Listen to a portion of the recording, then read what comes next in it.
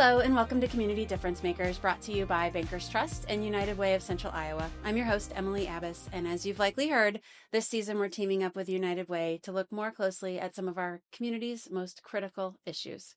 This is our fourth episode on affordable housing and homelessness. So far, we've talked about the myths, the affordability crisis, the human stories behind housing instability.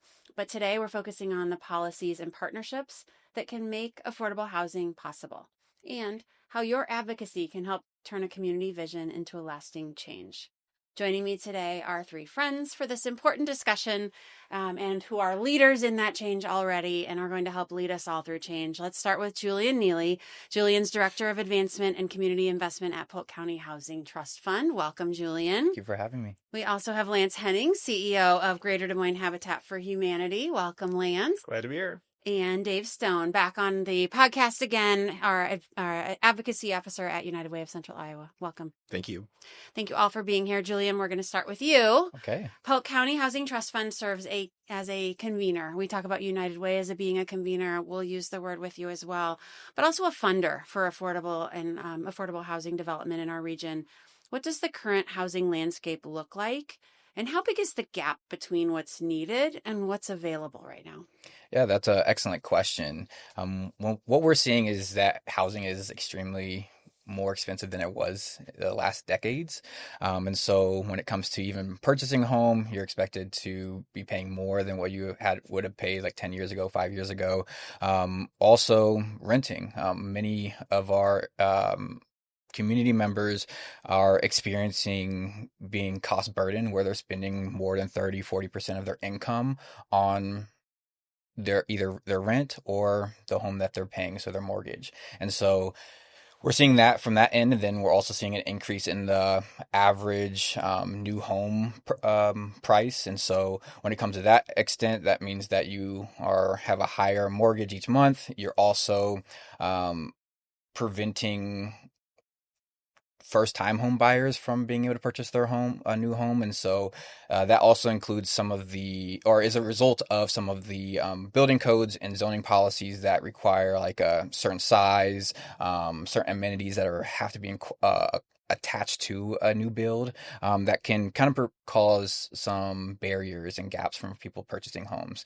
And then when it comes to renting, we're missing the missing middle. And so the duplex, the triplex, the eightplex, even the 12-unit type properties that can kind of help with affordability and attainability for those that are at low to moderate household incomes. And so how are we able to fill that gap and be able to build those type of homes or those type of multifamily developments, or even renovate and preserve some of the housing? And so I think what we're seeing from some of our municipalities within the Polk County community, and when it comes to their housing comprehensive plans, is either preservation or building new.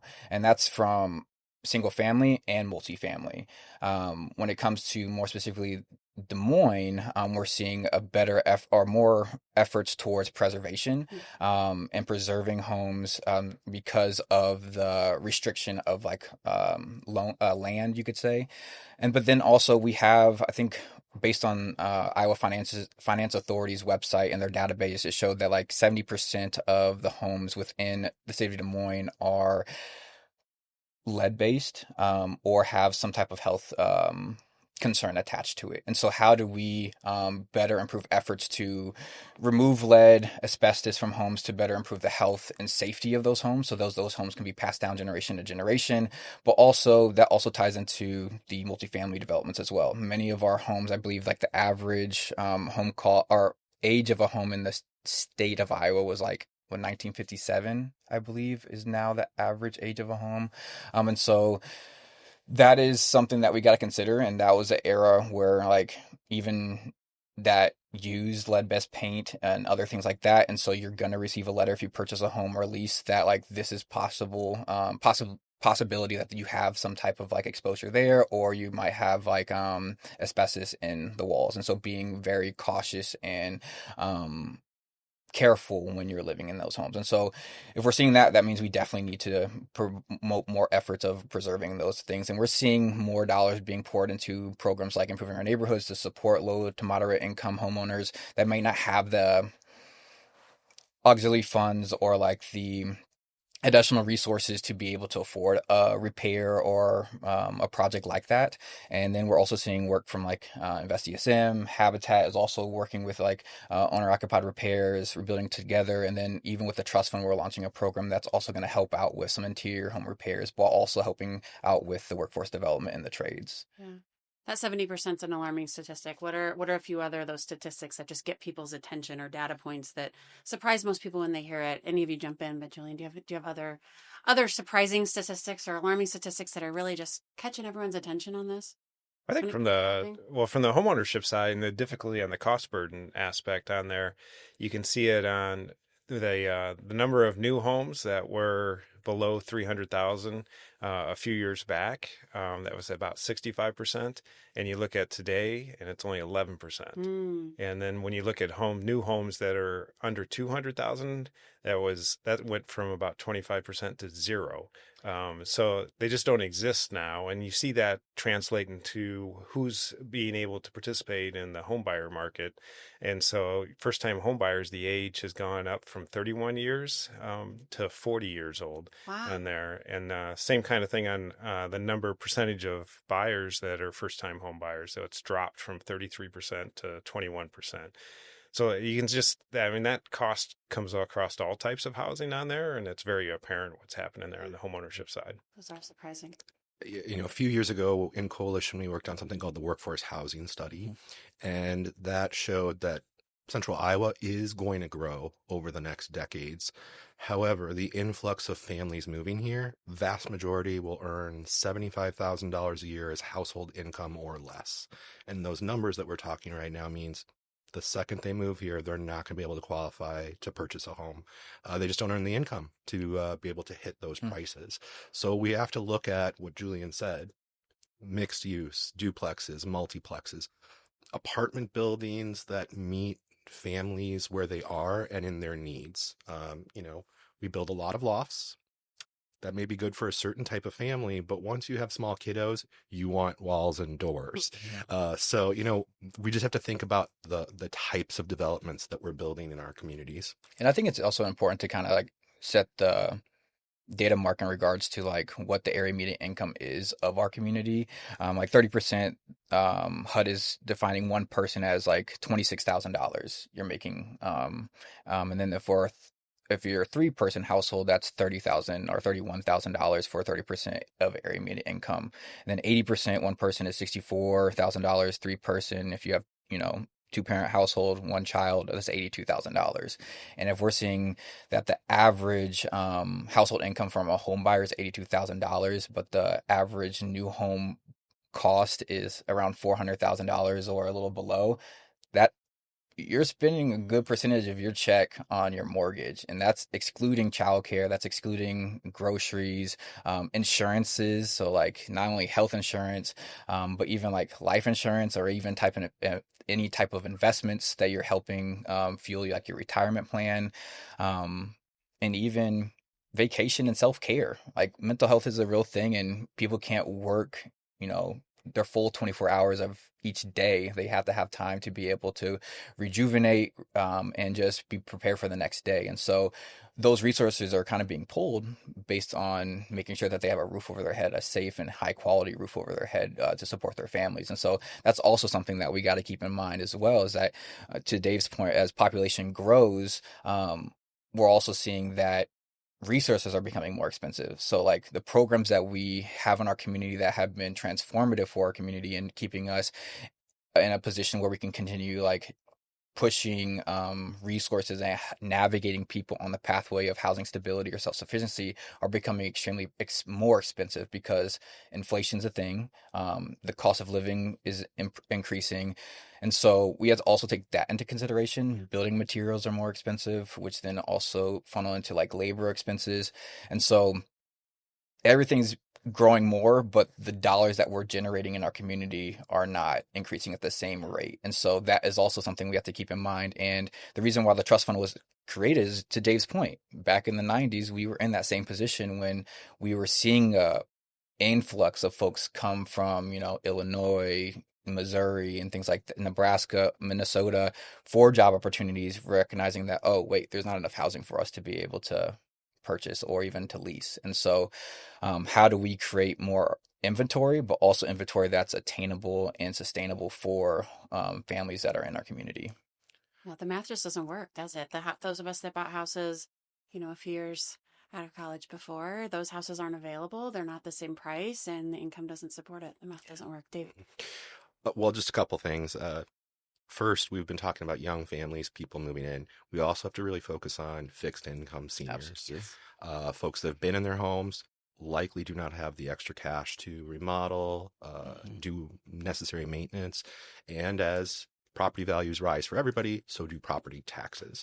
And so keeping our seniors in their homes is incredibly important. And something you just said there, Emily, people find an affordable option and they stay there. And that's what's kind of creating this problem of supply. You find an affordable apartment, you have an affordable mortgage on a home that you're working towards paying off. The next step up is so great that you can't make that leap. And so that means everybody behind you who's trying to get into that more affordable option, there's just no options for you. So people find something and they stay there. We're really not moving people up to the bigger, larger homes. So even to that point, though, like for folks that are on that fixed income, that are either retired, Social Security, disability, their home that they currently have probably has more space than the home that they're trying to downsize to. And that downsized home is probably at the same price as their current home or even more. Mhm. And so that's also fueling the, motivation of just like, I'm just going to stay here, stay put. I'm going to keep my mortgage payment. I understand that property taxes will probably increase here every few years. But I know that at least I can manage this for now. I don't know if I can manage a new mortgage with a different interest rate too. And so I think that's also contributing to that piece. We see that specifically on the seniors who Dave was referring to on there, where we have homeowners that they have paid off the house. And so I think of Miss Carol that we worked with last year on there. So her husband passed away. He always did the maintenance. And then she's on her own now, but has been part of the neighborhood for many, many years and wants to stay there. And at the same time, when we talked to her, she's like, I can't afford to go anywhere else. Like, this is what I've got, and being able to do that. So I think it's people have limited options in many cases on there, and they don't have choice. And so figuring out how we create more opportunities and more choice and allow that flexibility for folks to be able to move if they want and stay if they want. And to that point, I think it's important for us to begin to be innovative in our thinking and try out different strategies and approaches to be able to help with the affordability pieces. Also, inventory when it comes to, Lance, as you were talking about, like for seniors, the state of Iowa passed legislation around like auxiliary or accessory dwelling units, which from the senior standpoint of like, if you want to stay in your neighborhood, the people that you're living next to, you want to be remain in this community and just that culture. How do I do that while also providing an opportunity for a new homeowner or even passing the home down within generations of your family? And so if you have a grandchild, a great grandchild that is starting their family, and your home is a perfect fit for them, and they're in your city, is there a way for you to be able to pass that mortgage onto them, or to sell that home to them and then build a ADU for you to still stay on that property and still be a part of that community? Or if you're a parent, you're empty nester, but now all your kids are graduating and starting their first job, and they're witnessing that, oh my gosh, downtown apartments are how much money? I can't afford this with like my starting salary or my entry salary. Can I come live with you, but can I have my own space? And ADU is an avenue for folks to be able to do that, because you're able to have a detached, unit in your backyard, or attached unit where your Explain child what that is for our listeners that may not know the acronym. So auxiliary dwelling unit, and Dave and Lance, you can probably talk more about it as well. But it is pretty much an avenue that was really pushed by AARP to pretty much what they have called, I think it was like the in-law suite, or like a mother-in-law suite. Yep. Or building a second apartment or a studio over a garage or something along those lines. And so it's just in that avenue for folks to be able to build a more affordable. And typically the cost, I think, to construct is like $50,000 to $100,000. There's still creating more pathways for lenders and other grant opportunities for um, funding to be able to afford something like that. But it comes with its like own bedroom, its own utilities and things like that, and you have your own key and it's detached, but you get a lit and still have like your independence. But you're just on the same like parcel. Thank you.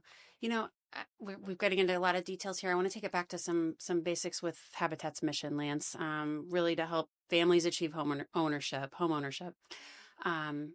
How are you having to adjust the types of homes that you're building? How have you had to adapt your model? And what does affordable really look like today versus 10 years ago when it comes to your organization and how you're really helping families achieve home ownership? Well, I think one thing when you were talking about maybe what might be something not everyone's thinking about and might be a little different on there, and it goes back to Julian was talking about the income. We really are working with the workforce. Our average home buyer last year earned $50,000. That's the same as a TSA agent. We see a lot of buyers that are in the healthcare. They're working in the hospitals. They're taking care of our loved ones.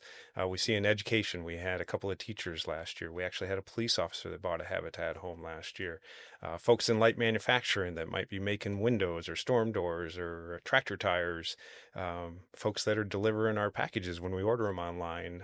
All these folks that help make our economy go are the people that, because the housing costs have gone up so rapidly compared to wages, are having a difficult time to be able to participate when you think about the benefits of stability and wealth creation that happen around home ownership.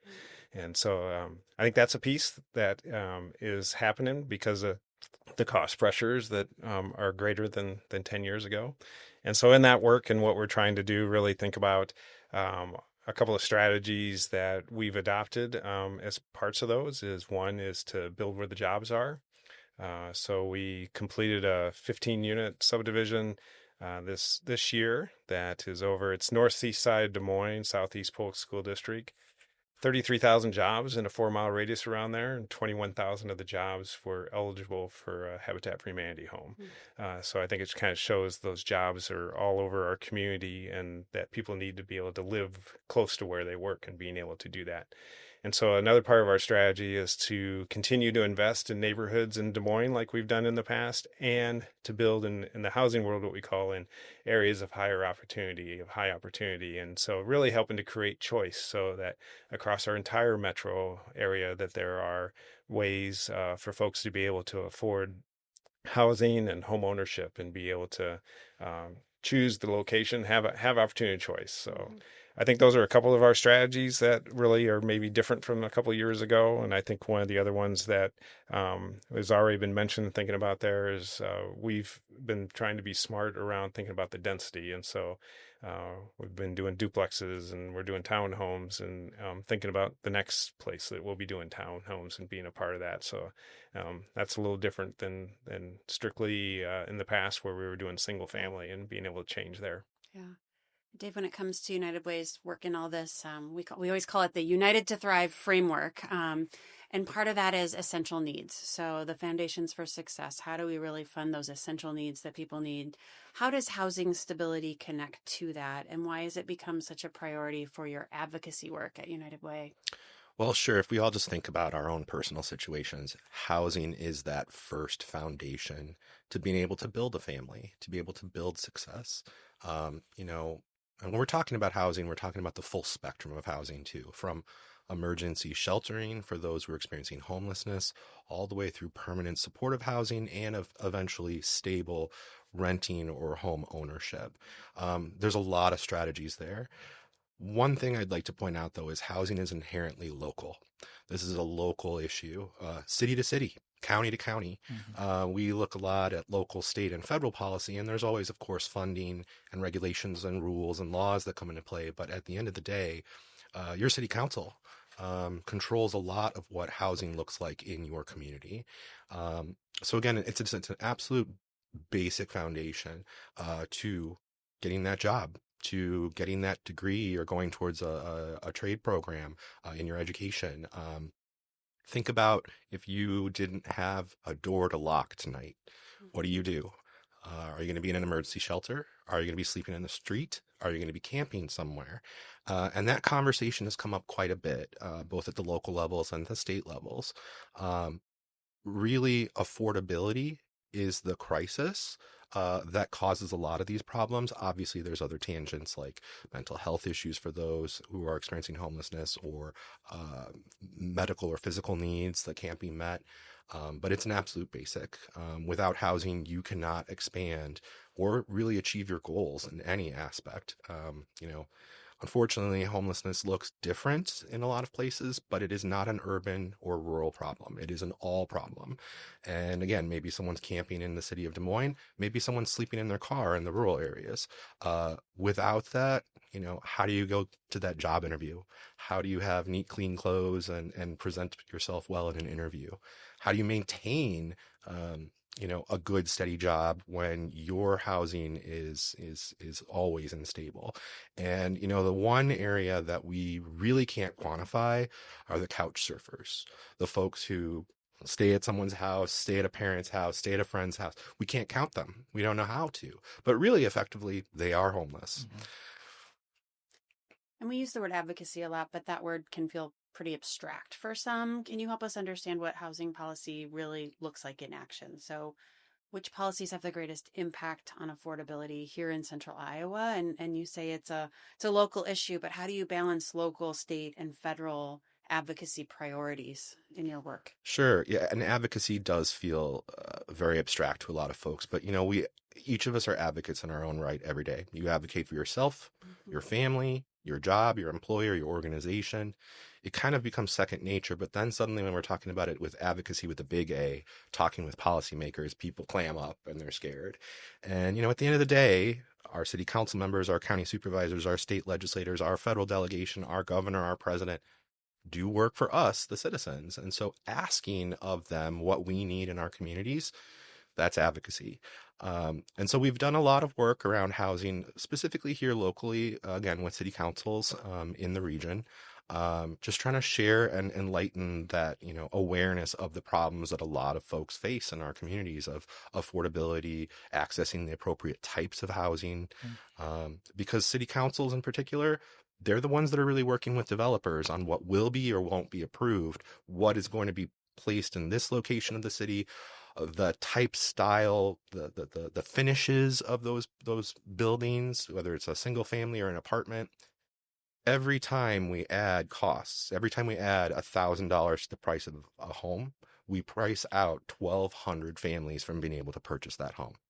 So, we have to get into the nitty gritty of what does the siding look like? Is there stone, brick, masonry on the building? We're not talking about building cheap boxes for people, but there are concessions and things that can be made on the look and feel of our community.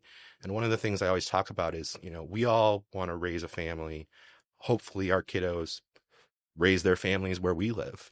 And the reality in central Iowa lately is you might not be able to live where you grew up. You're not going to be able to afford it. And that Lance kind of expanded on that, but don't we also want our police, our firefighters, our EMT, our teachers to live in the community that they're serving? Absolutely. Many cases they can't. They just can't afford the cost. Wow. Julian, at Polk County Housing Trust Fund, you also serve as a bridge between policy and implementation. What's one change at maybe a local or state level that you believe could immediately make a big change in addressing this housing situation and shortage? Yeah, one thing that we have been discussing as a team has been around the state affordable housing tax credit. Many communities, I believe half of the states in the United States, have some type of tax credit program in regards to state affordability that is being implemented, and typically is like a 5 to 15 year term. It also is just an avenue to be able to just make things a little bit more affordable, but also to add to some of the financial stack that can just make things lower some of the expenses for a developer to be able to build the housing that is necessary. And so, one of our partners, the Affordable Housing Tax Credit Coalition, they had talked about like how this can possibly be done. I think it is something that the state of Iowa can definitely explore and possibly implement. I think even looking and reviewing some of our zoning policies. I think to Dave's point, like this is a local issue. We have to look at our home and determine are some of our policies and regulations causing unnecessary barriers for our community to be here. And then I think there are innovative and community focused developers like the Cutlers, Dev Partners, Newbury Living that are building necessary housing for our community, especially in the multifamily realm, and even taking strategies of like sustainability. And so building carbon renewal or carbon neutral housing in our community, thinking about the environment and like the long-standing effects that a certain house type of structure could have on our community. I think Habitat's doing some phenomenal things by collaborating. So I think we're seeing more collaboration within our community that we possibly have seen in the past.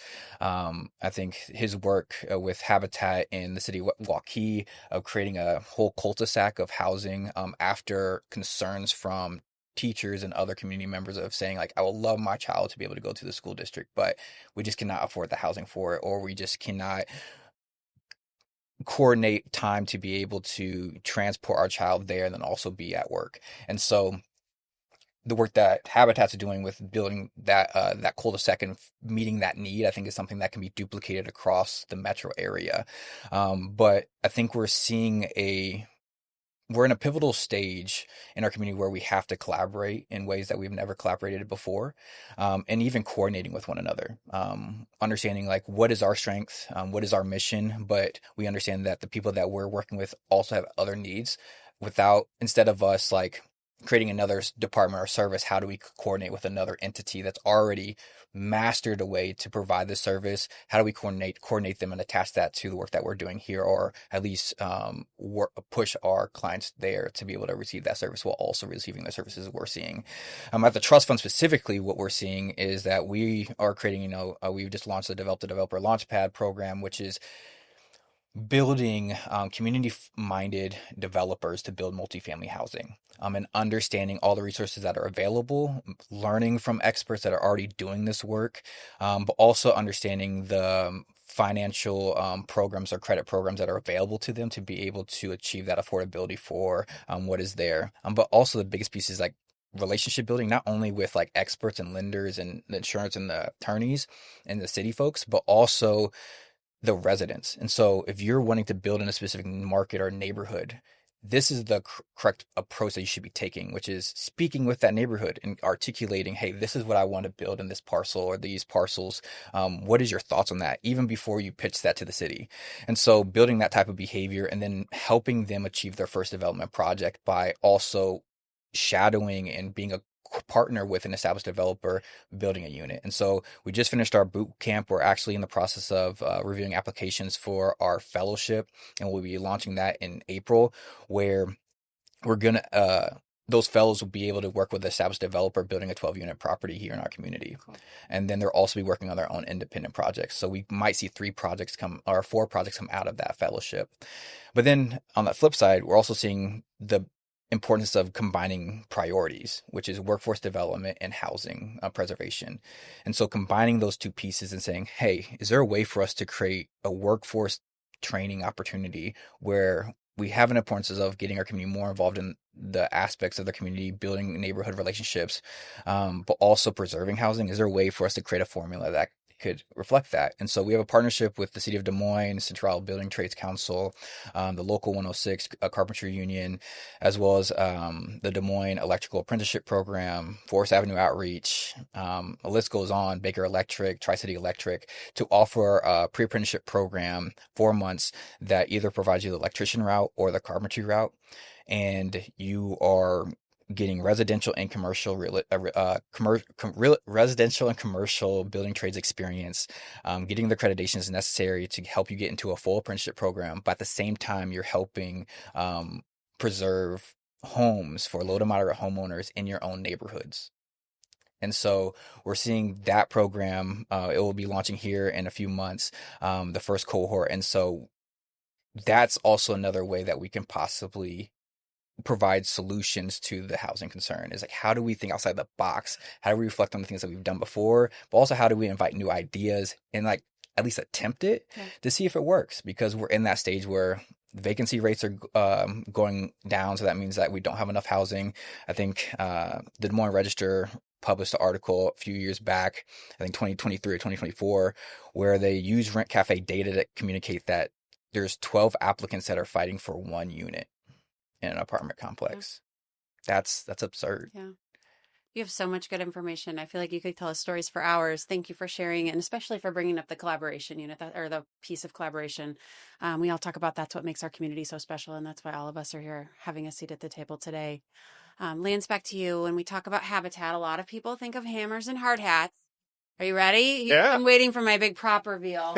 I brought my pink Habitat hat today, and I'll put it on now. But you've also become a really powerful advocate for housing policy. What inspired that shift? Well, I think one is we are open to allowing a lot of people come and be able to put on their hard hats and swing the hammers and get involved with Habitat. At the same time, we know that we can't build our way out of this housing crisis. We can't do it here in central Iowa, and it's happening across the nation. We can't do it, solve it by building our solution. And so we need to find other ways to engage folks and think about how we can have broader solutions. And I think that really helped us to kind of think about how we can better lean into the advocacy side and think about how we can, if we make a policy change, we can be affecting thousands. Whereas if we build a house, we have one family that's clearly making a difference for. And so that's kind of the motivation behind being able to do the shift. And then it's really thinking about how we can engage folks to be able to do that. And I think we've been taking steps. We've got a lot more work to do, but we've seen success where we've been able to get businesses and the community to come together. I think of on the state side, being able to create the housing renewal program was one of the pieces where people started talking about it, and then doing that. And that's taken kind of dilapidated vacant properties and turned them into home ownership. So we turned one in Perry this year, and there's one we're working on in Bondurant and one we're working on in Des Moines, and this is a statewide program, so it's happening in other communities across the state. So there's more work to do and more ways that we can engage folks on being able to do that. I think it's a way that we can think about how we can have a larger impact in getting us to a solution for the housing crisis. And we're talking about policy here. For listeners who don't think of themselves as policy people, what's one thing that they could do to get involved? Maybe we'll go right down the line. What's And the hard hat looks great on you. Yes, it does. I may wear it all day. Go ahead. I would say you can start by talking to their elected officials, and the easiest thing to do is just ask them what the elected official thinks about the housing crisis and what's their plan to be able to help make a difference around it. Starting that conversation right there is the easy first step. And the more people we can have and asking their elected officials about housing, the more that it's going to be able to think about, here's some possible solutions that we can move forward. I would agree with that. I think some people can be intimidated of doing that outreach, but honestly, many of our, especially local, either city council, county supervisors, are so open to grabbing coffee, and having that invitation, I think, makes it more welcoming. One thing that I would add, though, is just stay educated, stay informed, know what's going on. There's many reports that our community organizations or even just our corporations here in our community publish that just articulate and illustrate what the concerns are in our community, and also some of the proposed solutions that could help fuel that. The Trust Fund, we have our annual symposium coming up on April 30th. That's another great opportunity just to convene partners together and community members to learn from one another, because we're all in different segments and can be distracted by the line of work that we're in. But these type of events and reports give us an opportunity to just escape our daily lives and just to learn what's going on in our own community. So I would say just stay educated and stay informed. I have to echo everything that they said. I also would be remiss if I don't mention unitedwaydm.org/advocate. I would have said it if you did. Right. And I may still. Engage with our program. We do provide opportunities for you to engage with policymakers, but also we've talked about that housing is hyper local. Mm-hmm. And one of the breakdowns of community is that neighbors don't really talk to neighbors anymore. So think about your block. Think about your neighborhood. Do you want to reach out to that neighbor you haven't heard from or seen in a long time? Neighborhood associations, take ownership and pride of your neighborhood and help start to lead the direction. And then, as Lance and Julian both said, policymakers seem intimidating, but they put their pants on one leg at a time like the rest of us. And so go to coffee, go to a city council meeting, just even watching and learning the process. But reach out, send an email, send a text. A lot of our policymakers will do public forums, town halls, coffee meetings. Show up, ask those questions. And Lance is really spot on. The more people that ask these questions of our policymakers really puts it on them of going, okay, what's the solutions that we really need to be looking for? And we have, obviously, this group has tons of solutions we can be talking about. But we really have to shift where we're going in terms of housing, because infinite exponential growth in both values and in what we're building, it's just not going to work for the family and for what Central Iowa will look like in the future. And to add kind of to that too, I think it's important that we understand there's opportunities for you to join organizations or agencies, or even, like you said, the neighborhood association. Neighborhood associations are very eager to recruit members or even appoint you to a committee. We have tons of commissions and committees that are within our cities that people can apply to and express their interest in. And so I would say submit an application for a committee that's in your city. Get involved in that type of aspect. Learn from, reach out to the chair and say, hey, what is this committee about? What are some of the requirements to be able to join? And get involved. I know we have committees. I assume Habitat does as well. United Way does. They have cabinets. And so get involved, learn. Even if you might not be an expert at something, you have experts like Dave, Lance, that are a part of these entities that can train you or connect you with somebody that can help educate you. And so once again, to Dave's point, we're a community. We have to reach out to our neighbors and get us one another involved. But I do like the idea, because you had mentioned block, like a block party. Is that what you're kind of recommending? Hey, they used to be. Let's have one. Let's have a block party. I think the neighborhood association you guys both said on there too, because your city council members come to the neighborhood association meetings, and there's lots of information of what's current, what's happening, particularly on the city level on there. And so it's a great way to both stay educated and be able to have just that casual conversation with your elected officials. That's one of the very first things I did to get involved in our community right out of college. We moved into a house. I joined the neighborhood association and I wrote their newsletter. There you go.